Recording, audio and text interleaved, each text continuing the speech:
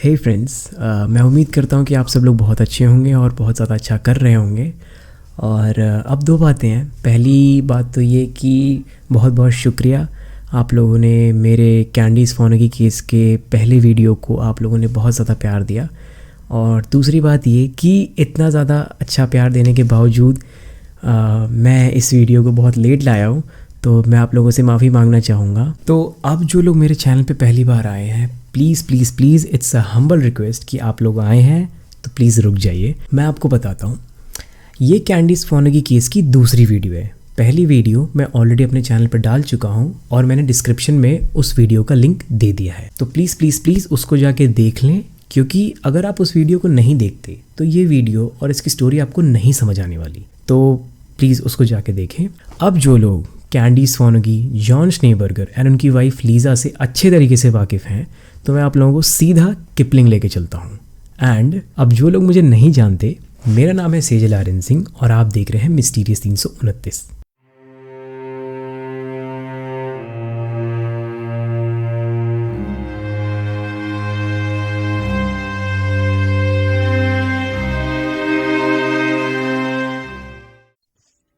Kipling में तो सब कुछ पहले जैसा हो गया था। ऐसा लग रहा था कि वहां पे कभी कुछ हुआ ही नहीं था। डॉक्टर जॉन की फैमिली भी उस चीज से मूव ऑन कर चुकी थी और सेकेंड डीएनए टेस्ट के रिजल्ट के आने के लगभग 2 हफ्ते बाद डॉक्टर जॉन को कनाडा की सिटीजनशिप मिल गई थी। कैंडीज ने भी वो सब कुछ भूलने की बहुत कोशिश करी, लेकिन कैसे डॉक्टर जॉन उस हैवानियत के बाद इतने आसानी से बच गए, ये चीज कैंडीज को अभी भी हॉन्ट कर रही थी। कैंडीज के अंदर ये बात भी थी कि फिर से डॉक्टर जॉन किसी के साथ ऐसी घिनौनी हरकत जरूर दोहराएगा। आखिर डॉक्टर जॉन बचे कैसे और उनकी असलियत क्या है, ये जानने के लिए कैंडीज ने अपने लॉयर के कहने पे एक प्राइवेट डिटेक्टिव हायर किया और उस प्राइवेट डिटेक्टिव का नाम था लैरी ओब्रायन। 25 साल तक रॉयल कैनेडियन माउंटेड पुलिस के लिए काम करने के बाद वो एक प्राइवेट डिटेक्टिव बने थे। पहली ही मीटिंग में कैंडीज की बात सुनने के बाद उनको ये रियलाइज हुआ कि कैंडीज सच बोल रही है और कहीं ना कहीं डॉक्टर जॉन के डीएनए टेस्ट में कुछ गड़बड़ थी। इसके बाद लैरी ने यह डिसाइड किया कि वो अपने तरीके से जॉन का डीएनए लेंगे। उन्होंने अपना एक असिस्टेंट जॉन के ऑफिस भेजा। उस असिस्टेंट ने जॉन से एक फेक कंपटीशन में पार्टिसिपेशन का फॉर्म भरवाया। फॉर्म भरने के बाद जॉन ने फॉर्म को एक एनवेलप में डाला एंड उसको लिख करके एनवेलप को बंद कर दिया। लेकिन लैरी की ये स्ट्रेटजी फेल हो गई क्योंकि उनको सही तरीके से जॉन का डीएनए नहीं मिला था। किपलिंग एक बहुत ही छोटा सा टाउन है और यहाँ पे सीक्रेट छुपाना लगभग ना के बराबर था। जॉन के घर में साफ सफाई करने वाली औरत कैंडीज के पेरेंट्स को बहुत अच्छे तरीके से जानती थी। उसने जॉन की वाइफ लीजा को जाके ये बता दिया कि कैंडीज ने एक प्राइवेट डिटेक्टिव हायर किया है। ये बात सुनकर लीजा को बहुत ज्यादा गुस्सा आया। महज 1 हफ्ते के अंदर कैंडीज की फैमिली के पास एक लेटर पहुंचा। उस लेटर में ये लिखा था कि कैंडीज की फैमिली और candies Kipling medical centre service में एंटर नहीं कर सकते और ऐसे टाउन जहाँ पे सिर्फ 2 डॉक्टर हैं, वहाँ के हिसाब से ये बहुत बड़ी बात थी। अब उन्हें कोई भी मेडिकल हेल्प के लिए किपलिंग से बाहर जाना पड़ेगा। सैटरडे 23 मार्च 1996 को लैरी ओब्रायन डॉक्टर जॉन की गाड़ी का पीछा कर रहे थे और जैसे ही डॉक्टर जॉन अपनी गाड़ी से उतरकर बाहर गए, लैरी उनकी गाड़ी के पास गए। किपलिंग में अक्सर ड्राइवर सीट का दरवाज़ा लोग अनलॉक ही छोड़ देते और इस बार भी ऐसा ही हुआ। लैरी को ड्राइवर सीट की हेडरेस्ट पे कुछ बाल मिले जो कि जॉन के ही थे। जब लैरी ने कार को और इन्वेस्टिगेट किया तो उन्हें एक एस्ट्रे मिला और उसमें उन्हें एक यूज की हुई चैपस्टिक की स्टिक मिली और वो बहुत ही फ्रेश लग रहा था। लैरी ने तुरंत ये सब एक फॉरेंसिक सील्ड पैक बैग में डाला और वहां से चले गए। कैंडीज ने अपने पेरेंट्स से पैसे लिए ताकि वो एक इंडिपेंडेंट डीएनए टेस्टिंग करवा सकें। अनफॉर्चुनेटली हेयर सैंपल्स में से प्रॉपर रूट न होने की वजह से उनसे टेस्ट नहीं हो पाए, लेकिन चैपस्टिक्स की बदौलत डीएनए टेस्ट को परफॉर्म किया गया। फिर से रिजल्ट आने में लगभग 2 हफ्ते लग गए। चैपस्टिक्स से मिला हुआ सलाइवा जॉन के ब्लड सैंपल से मैच नहीं हुआ, लेकिन कैंडीज की रेप किट से जो सीमन मिला था वो उससे मैच हो गया। आखिर 4 साल बाद ये तो क्लियर हो गया कि कैंडीज का रेप उस रात डॉक्टर जॉन ने ही किया था। लेकिन अभी भी इस चीज को कोर्ट में प्रूव करना इतना आसान इसलिए नहीं था क्योंकि प्राइवेट डिटेक्टिव ने इस एविडेंस को जॉन की कार से चुराया था। इसीलिए कोर्ट का ये कहना हो सकता है कि जॉन इकलौता इंसान तो नहीं होगा जिसने वो चैपस्टिक्स यूज की होगी। लैरी और कैंडीज ने वो एविडेंस पुलिस को दे दिया और इसकी वजह से एटलीस्ट ये तो हो गया कि पुलिस ने ये मान लिया कि कैंडीज सच बोल रही थी। पुलिस ने जॉन को कॉल करके ये बताया कि कैंडीज के प्राइवेट डिटेक्टिव ने एक एविडेंस कलेक्ट किया है और पुलिस ने अब जॉन की थर्ड ब्लड सैंपल की डिमांड करी। 20 नवंबर 1996 को डॉक्टर जॉन का थर्ड ब्लड सैंपल लिया गया और इस बार के पूरे प्रोसीजर को पुलिस ने वीडियो टेप में रिकॉर्ड किया। जब नर्स ने डॉक्टर के राइट हैंड की उंगली से खून निकालने के लिए बोला तो डॉक्टर ने जवाब दिया कि उनकी एक डिजीज की वजह से अगर नर्स उनके राइट हैंड से ब्लड निकालती हैं तो उनको सीरियस मेडिकल इश्यूज हो सकते हैं। उसके बदले डॉक्टर ने अपना लेफ्ट हैंड ऑफर किया और क्योंकि ये कोर्ट का स्पेशल ऑर्डर नहीं था इसीलिए वो लोग डॉक्टर को फोर्स भी नहीं कर सकते थे। वीडियो रिकॉर्डिंग में नर्स को ये कहते हुए सुना गया कि डॉक्टर के लेफ्ट हैंड से जो ब्लड सैंपल निकाला है वो बहुत फ्रेश नहीं लग रहा है, उसका कलर भी कुछ डार्क ब्राउन जैसा लग रहा था। इवैल्यूएट करने के बाद टेक्नीशियन ने ये बताया कि ब्लड की क्वालिटी अच्छी न होने की वजह से टेस्ट कंप्लीट नहीं हो पाए और ये सुनते ही कैंडीज बौखला उठी। उनका ये कहना था कि अगर ब्लड की क्वालिटी अच्छी नहीं लग रही थी तो उन्होंने उसे एक्सेप्ट ही क्यों किया। डॉक्टर जॉन वहां पे मौजूद थे, वो उनसे एक और सैंपल ले सकते थे। कैंडीज का गुस्सा बहुत जायज था, वो इतने क्लोज आने के बाद हार नहीं मान सकती थी। बिना किसी देरी के कैंडीज ने डॉक्टर के ऊपर एक लीगल केस ठोक दिया और उनकी शिकायत लोकल मेडिकल सोसाइटी में भी कर दी, लेकिन इसका कोई भी फायदा नहीं हुआ। कोर्ट में सब लोगों ने डॉक्टर जॉन और उनकी वाइफ लीजा का ही सपोर्ट किया। इस बार लीजा बहुत बुरी तरीके से भड़क गई। बार बार दोषी न पाए जाने के बावजूद भी कैंडीज जॉन के पीछे ही पड़ी हुई थी। इवन एक पब्लिक इंटरव्यू में लीजा ने कैंडीज को ओपनली स्लट बोल दिया था। लेकिन 25 अप्रैल साल 1997 को सब कुछ बदलने वाला था क्योंकि उस दिन लीजा के घर के ही अंदर जो हैवानियत चल रही थी वो सबके सामने आ गई थी। लीजा की पहली शादी से उनकी एक 15 साल की बेटी थी और उस दिन उसने लीजा से एक भयानक खुलासा किया। उसने ये बताया कि रात को जॉन उनके कमरे में आए थे और उनको एक इंजेक्शन दिया था। जब वो बच्ची सुबह उठी तो उसको अपने बेड के पास एक कॉन्डम का रैपर पड़ा हुआ मिला था। जब उस बच्ची ने ये सब कुछ लीजा को बताया तो लीजा की पूछताछ के बाद उसको ये पता चला कि उसकी बेटी के साथ ऐसा पहली बार नहीं हुआ था। पहले भी कई बार जॉन ने रातों के बीच में उन्हें इंजेक्शंस दिए थे। जब लीजा ने ये सब के बारे में जॉन से पूछा तो जॉन ने ये बताया कि उनके बच्चों को कई बार रात में खांसी और जुकाम की वजह से उन्हें ऐसे इंजेक्शंस देने पड़ते थे। लेकिन लीजा को ये पता चल चुका था कि जॉन उनसे झूठ बोल रहे थे। लेकिन अभी तो ये इन सब चीजों की सिर्फ शुरुआत ही थी। कुछ ही टाइम बाद लीजा को ये पता चला कि जब उनकी बेटी 13 साल की थी तब से जॉन उनके साथ ऐसी हरकतें करते हुए आ रहे थे। लीजा ने अपनी बेटी से ये पूछा कि इन सब चीजों के बारे में उसने उनसे पहले क्यों नहीं बताया था। उनकी बेटी ने सिंपल ये जवाब दिया कि जब उन्होंने कैंडीज की बात पे भरोसा नहीं किया था तो वो उसकी बात पे क्यों करती। एक दिन जब लीजा जॉन के घर के ऑफिस में गई तो वहां पे और भयानक खुलासे हुए। जॉन के ड्रॉवर से सिरिंज, कॉन्डम्स और नशीली दवाइयां मिली थी जिनमें से एक वर्स्ट भी थी। बेचारी लीजा को तो ये भरोसा ही नहीं हो रहा था कि जिस इंसान से उन्होंने इतना प्यार किया वो एक हैवान निकला। लीजा ने सबसे पहले जॉन को अपने घर से बाहर निकाला और सब कुछ पुलिस को जाके बता दिया। उधर जब ये खबर कैंडीज को पता चली तो उनको बहुत तकलीफ हुई। उनको हमेशा ये डर था कि जॉन किसी न किसी के साथ ऐसी हरकतें दोबारा करेंगे, लेकिन अपनी ही बेटी के साथ उन्होंने भी सपने में नहीं सोचा था। पुलिस ने इस बार ब्लड सैंपल्स के साथ साथ सलाइवा और हेयर के भी सैंपल्स लिए। एक चीज मैं आपको ये बता दूं कि इस बार जॉन की उंगली से ब्लड सैंपल लिया गया था। जब इस बार के रिजल्ट्स आए तो ये चीज प्रूव हो गई कि जॉन का डीएनए और कैंडीज के पैंट्स पे मिला हुआ डीएनए सेम थे। इतना ही नहीं, जॉन का डीएनए कार में मिली हुई चैपस्टिक्स के भी डीएनए से मैच हो गया और इससे ये प्रूफ हुआ कि लैरी ओब्रायन की डिस्कवरी सही थी। कैंडीज के रेप के और अपनी स्टेप डॉटर के सेक्सुअल असॉल्ट के केस में पुलिस ने जॉन को तुरंत अरेस्ट कर लिया। इसके बावजूद भी जॉन ने लीजा के आगे भीख मांगी कि वो उनको सपोर्ट करे, लेकिन इस बार लीजा ने उनकी एक भी ना सुनी। उधर घर में लीजा के साथ उनके 4 बच्चे भी थे और सबसे छोटा बच्चा सिर्फ 13 महीने का ही था, तो इसीलिए अपने खर्चों को निकालने के लिए लीजा ने अपनी गाड़ी बेच दी। लेकिन कुछ ही दिनों बाद रेड डीर अल्बर्टा में उन्हें एक जॉब मिल गई और इसी की वजह से वो अपनी फैमिली को सपोर्ट कर पाई।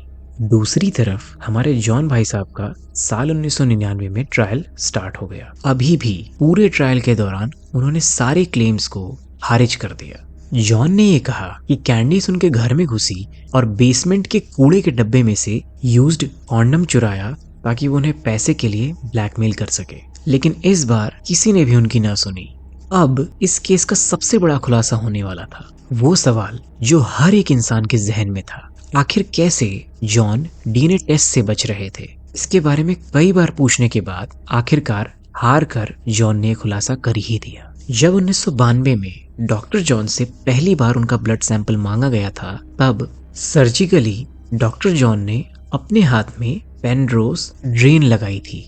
पेनरोज ड्रेन 15 सेंटीमीटर की फ्लेक्सिबल सॉफ्ट रबर ट्यूब होती है। इस ट्यूब में उन्होंने एक दूसरे आदमी का खून डाला और अपनी एक्चुअल नसों के साइड में लगा लिया। हम लोग काफी अच्छे तरीके से वाकिफ हैं कि डॉक्टर जॉन कितने माहिर डॉक्टर थे, इसीलिए उनके लिए ऐसा करना कोई बहुत बड़ी बात नहीं थी। अब पहली बार डॉक्टर जॉन पुलिस लेबोरेटरी पहुंचे अपना ब्लड सैंपल देने के लिए, तो लैब वर्कर ने ब्लड सैंपल उस ट्यूब से निकाला था, ना कि उनकी अपनी नसों से। अब उस लैब वर्कर को इसके बारे में कैसे नहीं पता चला, इसके बारे में किसी को भी कोई जानकारी नहीं है। और इसी सेम तरीके से 9 महीने बाद जब डॉक्टर जॉन से उनका सेकंड ब्लड सैंपल मांगा गया, तब उन्होंने सेम प्रोसेस को वापस दोहराया। और अप्रैल साल 1996 को भी जब प्राइवेट डिटेक्टिव वाले डीएनए टेस्ट के लिए भी उनका सैंपल मांगा गया था, तब भी उन्होंने इसी प्रोसेस को दोहराया था। इसीलिए उस टेस्ट के दौरान टेक्नीशियन को वो ब्लड पुराना लग रहा था, क्योंकि वो पूरे 7 महीने पुराना था। जब पुलिस ने ब्लड टेस्ट वाली कैमरा क्लिप्स को वापस देखा, तब उन्हें सब कुछ अच्छे से समझ आ गया था। डॉक्टर जॉन हमेशा एल्बोज तक अपनी स्लीव्स को कवर्ड रखते थे, क्योंकि वहीं पे उनके वो कट्स थे जहां से उन्होंने वो ट्यूब अंदर डाली थी। इस पूरे टाइम डॉक्टर जॉन किसी और का ही खून लिए अपने अंदर घूम रहे थे, और वो खून किसी और का नहीं बल्कि उनके ही एक मेल पेशेंट जिनका नाम डैनी शज़ाबो था, उनका था। गलती से पुलिस ने अगर पूरे किपलिंग के सभी मेल्स का मास डीएनए टेस्ट का डेटाबेस चेक कर लिया होता, तो डैनी शज़ाबो कैंडीज के केस में जेल चले जाते। इतने सालों बाद ही सही, लेकिन आखिरकार कैंडीज को कोर्ट में सीरियसली लिया जा रहा था, क्योंकि वो एक स्टार विटनेस थी। जब डॉक्टर जॉन के डिफेंस लॉयर ने कैंडीज के ऊपर कुछ आरोप लगाए, तो कैंडीज ने ये जवाब दिया कि जब उनको कभी वर्स्ट इंजेक्ट किया जाएगा, तब उनसे पूछा जाएगा कि उनको कैसा महसूस होता है। आखिरकार 7 साल बाद डॉक्टर जॉन को गिल्टी पाया गया, लेकिन पूरे एविडेंस न होने के कारण उनकी बेटी के सेक्सुअल असॉल्ट के चार्जेस उनके ऊपर नहीं लगाए गए थे, और इसी वजह से उन्हें सिर्फ 6 साल की जेल हुई। उस टाइम ऐसे केसेस की हाईएस्ट पनिशमेंट पूरी जिंदगी जेल में बिताने की होती थी, इसीलिए हम ये कह सकते हैं कि डॉक्टर जॉन बहुत ही आसानी से बच गए। दूसरी तरफ कैंडीज को इतना सब कुछ झेलने के बाद आखिरकार जस्टिस मिल ही गया, और तो और डॉक्टर जॉन का मेडिकल लाइसेंस भी रद्द कर दिया गया। दूसरी तरफ लीजा ने डॉक्टर जॉन को तलाक दे दिया और अपना नाम लीजा श्नेबर्गर से हटाकर वापस से लीजा डिलमैन रख लिया। लेकिन अभी तो उनके स्ट्रगल की सिर्फ शुरुआत ही हुई थी। कुछ ही दिनों बाद डॉक्टर ने लीजा के ऊपर एक कोर्ट केस कर दिया। इसकी वजह ये थी कि लीजा उनको अपनी बेटियों से नहीं मिलने दे रही थी, और इसकी बदौलत लीजा के ऊपर $2000 का फाइन लग गया। इसका असली कारण ये था कि जो असॉल्ट हुआ था वो जॉन की स्टेप डॉटर के ऊपर हुआ था, ना कि उनकी अपनी बेटियों के ऊपर, और जो कि अभी पूरी तरीके से प्रूव भी नहीं हुआ था। और लीजा के न चाहते हुए भी अभी भी जॉन का अपनी बेटियों पे पूरा हक था। मजबूरन लीजा को अपनी बेटियों को हर संडे जॉन से मिलने ले जाना होता था, वो भी जेल में, और बेचारी लीजा इसमें कुछ नहीं कर सकती थी। अगर वो ऐसा नहीं करती तो उनके ऊपर $5000 का फाइन और लगता, और उनके पास इतने पैसे देने के लिए नहीं थे। धीरे धीरे जब ये सारी चीजें किपलिंग के लोगों को पता चली तो उन्होंने लीजा और उनकी बेटियों को सपोर्ट दिखाने के लिए अक्सर जेल के बाहर भीड़ मचाई। कुछ लोगों ने तो वहां पे बैरिकेड भी बना दिया ताकि लीजा और उनकी बेटी अंदर न जा सके।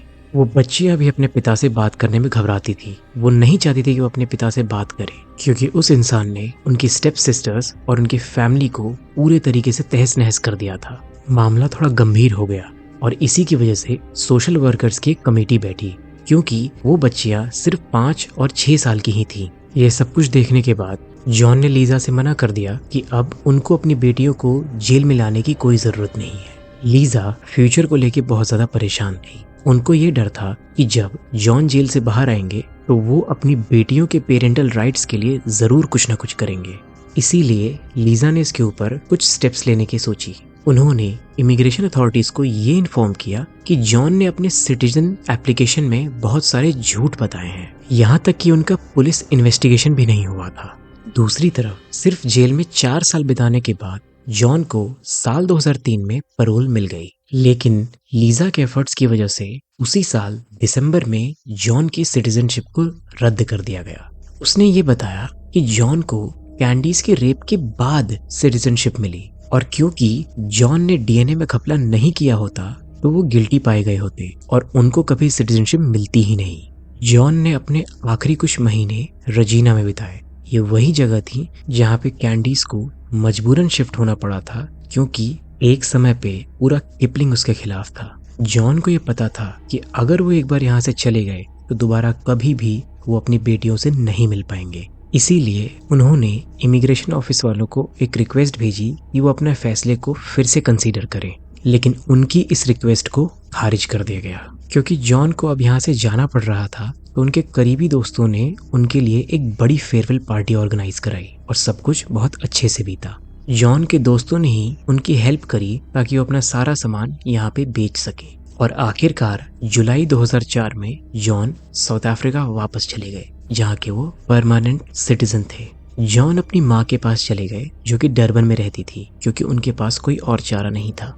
ऐसी सिचुएशन में जॉन के भाई बिल ने उनका बहुत सपोर्ट किया, जो कि अमेरिका में एक सर्जन थे। उन्होंने जॉन को मेडिकल वर्ल्ड में वापस लाने की पूरी कोशिश करी, क्योंकि उनका ये कहना था कि उनके भाई इनोसेंट थे।